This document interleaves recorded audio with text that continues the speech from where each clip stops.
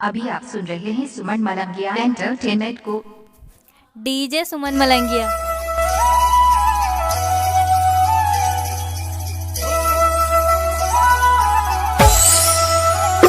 हमरा छोड़ी के जइबी दिलवा तोड़ी के जइबी छौड़ी गे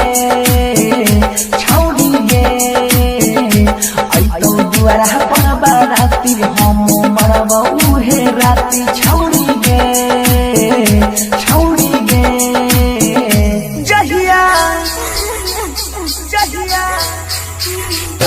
जहिया मंगिया तोर भरै तौ डोली पिया घरे जैतौ जहिया मंगिया तोर भरै तौ डोली पिया घरे जैतौ मिले हम बउगे शादी में तोरा डीजे बजै बउगे शादी में तोरा डीजे बजै बउगे जहिया मंगिया तोर भरै तौ डोली पिया घरे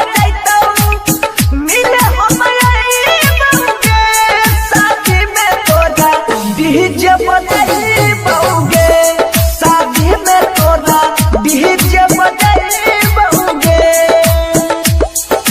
डीजे विकास डीजे सुमन दीवाना खाई हाजीपुर गांव मलंगिया मधुबनी।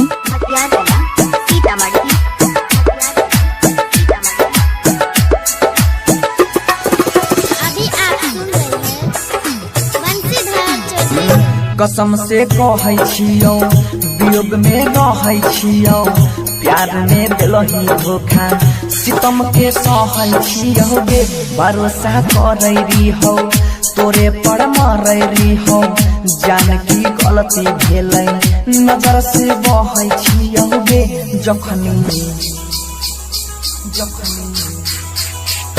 जखनी होता आधा माला दिल पर लगतै हमरा भला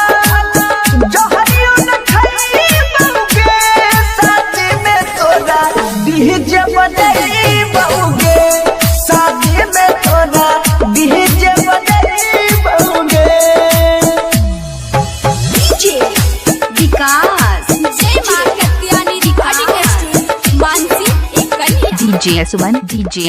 डीजे सुमन दुख सब सहै खाई हाजीपुर गांव मलंगिया मधुबनी। छोड़ के हम नहीं जइबौ के तू कहै गे मजनवारी हो तोहर जान तोरी हमर जुदा हो के न जीबौ प्यार में बहै गे जानू गहमुनी रल सुधीर बनस के छित बतीर केना के भुलाई बउगे शादी में तोरा डीजे बजाई बउगे। डीजे सुमन मलंगिया मधुबनी। डीजे सुमन मोबाइल नंबर 88824523